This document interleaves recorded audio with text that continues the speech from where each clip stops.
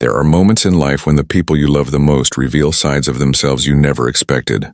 This story takes us to a small African town named Nakuru, where traditions, love, and family pride hold deep meaning. I'm David, and I always believed that love and respect could heal any wound. Until one afternoon, during my grandmother's 80th birthday celebration, my wife spoke words that would forever change how my family looked at her and at me. That day began like any other family gathering, laughter, music, and the smell of grilled maize filling the air. But it ended with tears that no one could stop. It was a bright Saturday morning in Nakuru, the kind that made the red soil shimmer beneath the sun. My grandmother, Mama Grace, had turned 80, a woman of strength, prayer, and wisdom who had raised me after my parents passed away in a car accident when I was just 8. For her, this birthday wasn't about gifts or grand parties. It was about family togetherness. Every year she reminded us that a family that prays and eats together stays together. So when I told her we were planning a big celebration, she smiled and said, "David, don't waste money. Just bring love and laughter to my house." But I wanted to do more. I wanted this day to be unforgettable, a symbol of how much she meant to me. The morning began with the sounds of chickens clucking and children running around with balloons. My cousins were decorating the backyard with bright fabrics, and the smell of roasted goat meat filled the air. My wife, Clara, moved gracefully around the kitchen, giving instructions to the helpers. Everyone admired her. She was beautiful, confident, and well-spoken. Mama Grace often said, "David, you chose a good woman. A wife who respects her husband brings blessings to the home." At that moment, I believed that too. As the afternoon sun settled over the mango trees, guests started arriving, relatives, church friends, even a few neighbors from down the road. The yard was filled with laughter, music, and dancing feet. Then Mama Grace appeared, wearing her favorite chiton dress, leaning on her wooden walking stick. Her wrinkled face glowed with joy as she greeted everyone, her voice trembling with emotion. "My children," she said, "today I thank God for giving me long life to see all of you together."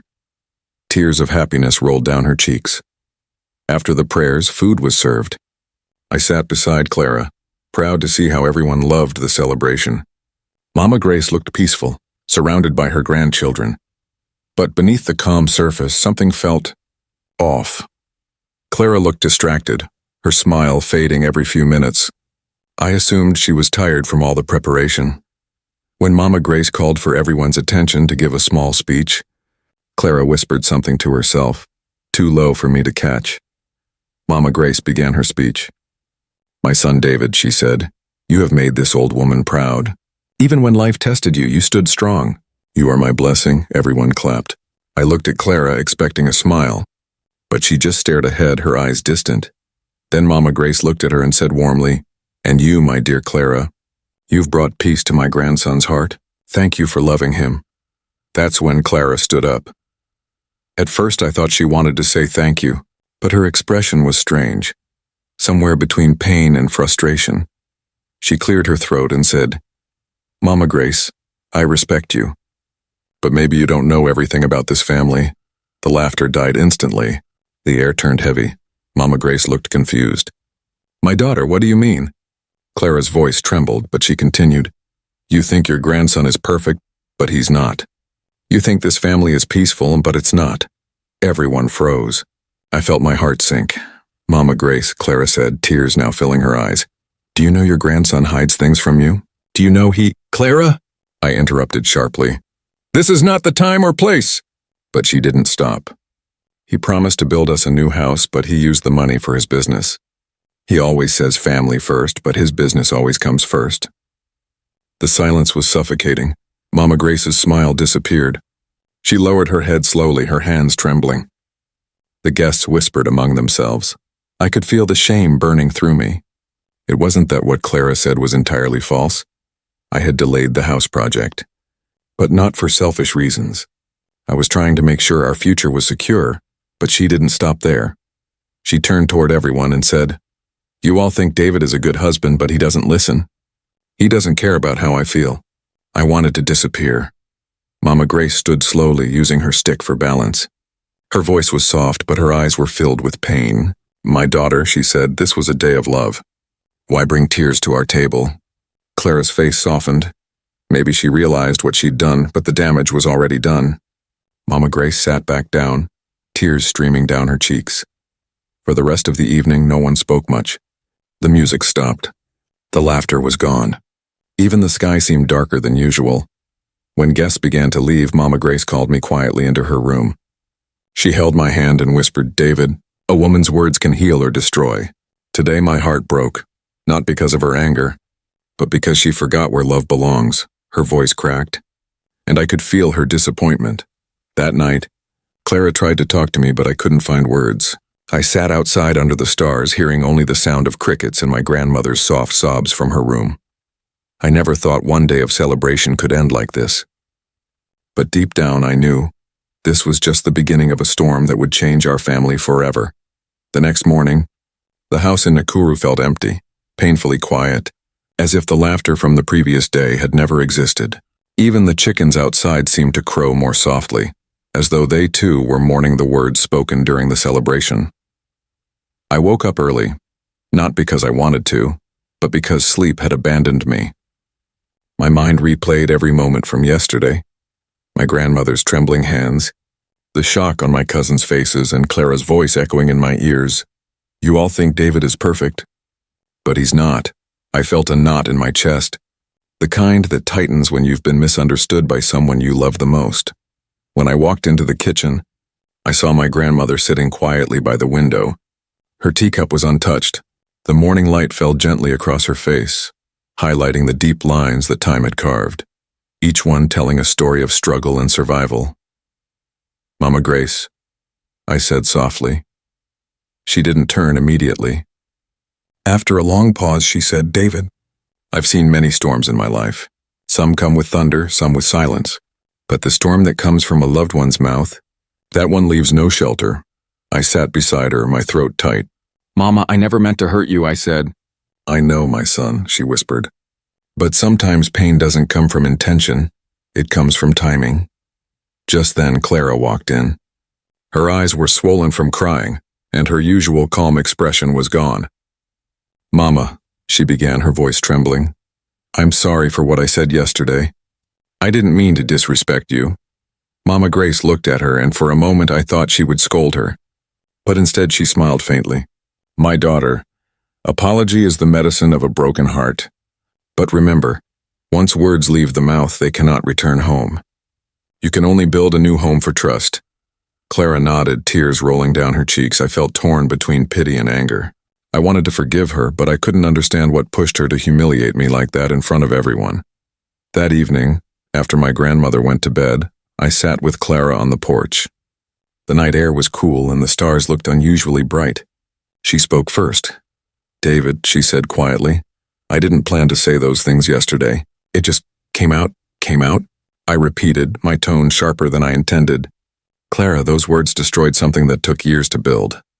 She sighed deeply. "I know, but you have to understand what it's been like for me. For months I've felt invisible. Like your business, your work, and your grandmother all come before me. I tried to tell you, but you never really listened." Her words hit me harder than I expected. I stayed silent, thinking back to the past few months. It was true. I had been working long hours trying to expand my construction company. I wanted to give Clara the life she deserved, to prove to everyone that hard work could lift us from the shadows of poverty. But in doing that, maybe I had forgotten why I was working so hard in the first place. "Clara," I said finally, "everything I've done, it's been for us, for our future." "I know," she said softly. "But sometimes, David, I don't need a better future. I just need to know I still matter in your present." Her voice cracked on the last word, and I felt something shift inside me. A painful realization that love can crumble even when no one intends to break it. Over the next few days, the atmosphere in the house stayed heavy.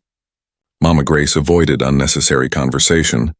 My uncles and cousins didn't visit anymore, maybe out of respect, maybe out of discomfort. But one evening, something unexpected happened.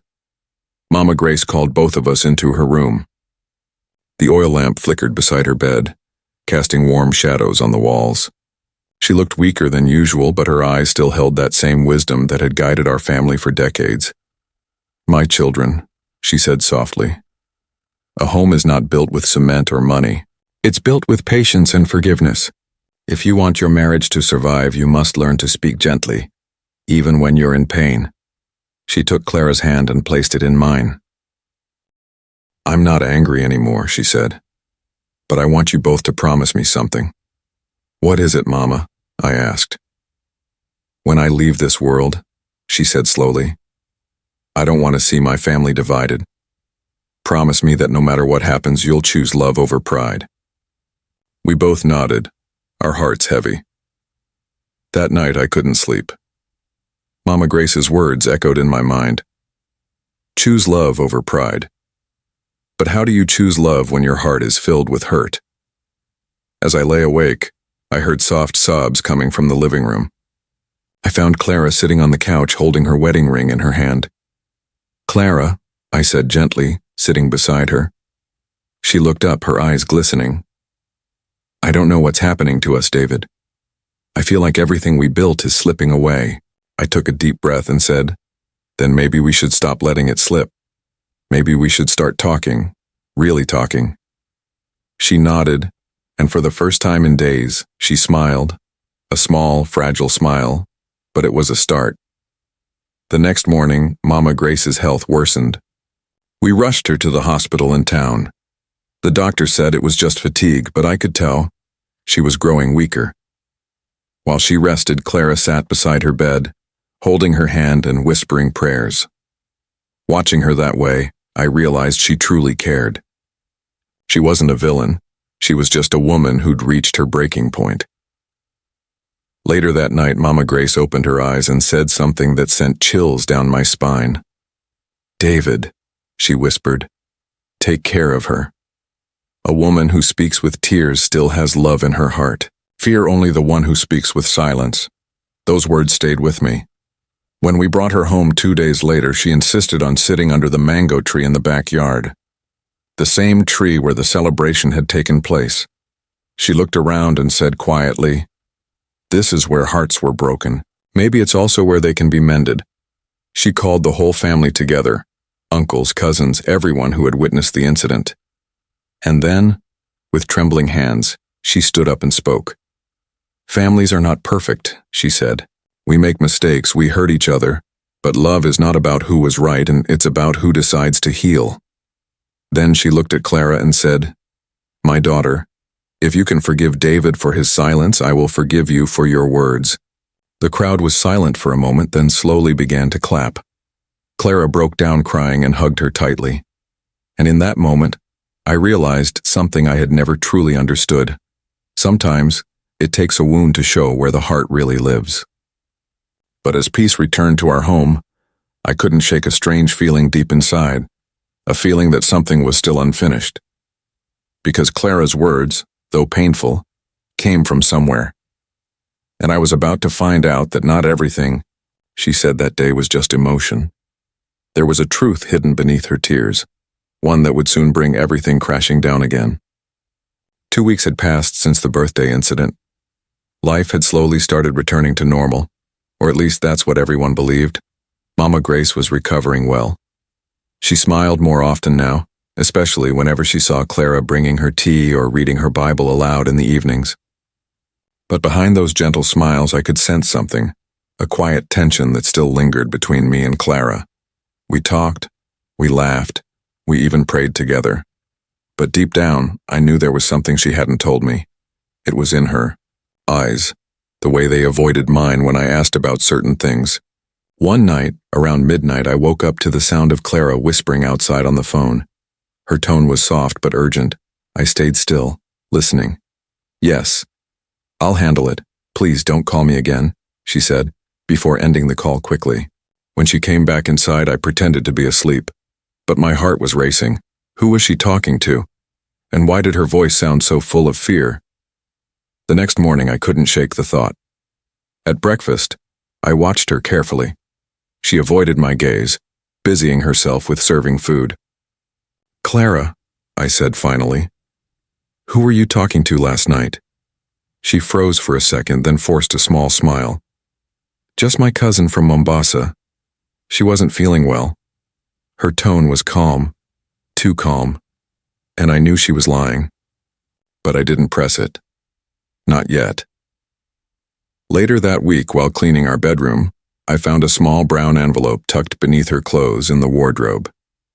It wasn't sealed. Curiosity got the better of me. Inside was a folded letter. The handwriting wasn't hers. "Clara, I can't stay quiet anymore. He deserves to know. You can't hide the truth forever. Samuel. The name hit me like a stone.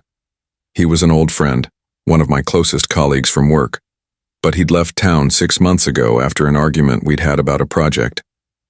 Why was he writing to my wife? I confronted Clara that evening. "Who is Samuel to you?" I asked quietly, holding up the letter. Her face went pale. "Where did you find that?" "In your things," I said, my voice trembling. "Clara, what truth is he talking about?" She sank onto the couch, her hands shaking. "David, please just listen before you get angry." "Tell me the truth," I said. She took a deep breath, tears already forming. "Before we got married," she began slowly, "Samuel and I, we were close. It ended long before I met you, I swear. But a few months ago he came to me with something I didn't know how to tell you." My chest tightened. "What is it?" Clara covered her face, sobbing. "David, the business loan you took last year, the one that almost got rejected. Samuel helped approve it, but he also told me something else." She paused, struggling to speak. "He said there's corruption in your company, David. The same people you trust. They've been using your name for illegal deals. And he warned me that if I didn't make you stop working with them, you could be arrested." I stared at her in disbelief. "That's what the outburst was about on Mama's birthday?" I said, my voice breaking. "That's why you humiliated me in front of everyone?" She nodded, crying harder. "I tried to tell you gently before, but you never listened. You were too proud, too focused on success. I thought if I said it in front of everyone, you'd finally pay attention. But I went too far. I hurt everyone instead. For a long time, I couldn't speak. My mind spun with 1,000 thoughts. Betrayal, confusion, guilt. But deep inside, I also felt something else. Fear. Because I knew what she was saying was true. I had ignored a few warning signs about my business partners. Small inconsistencies, missing invoices, unexplained transactions. But I had looked away, believing everything would sort itself out. Now I realized Clara had been trying to protect me all along. That night I couldn't sleep. I sat outside under the stars, thinking about everything that had happened. For the first time I saw Clara not as my wife who embarrassed me, but as the woman who carried my burden in silence. When she came outside and sat beside me, she whispered, "I thought you'd never forgive me." I looked at her and said, "Clara, I don't even know if I deserve your forgiveness." She placed her head on my shoulder, and for the first time in months, the silence between us felt peaceful, not cold. A week later, I decided to confront my business partners.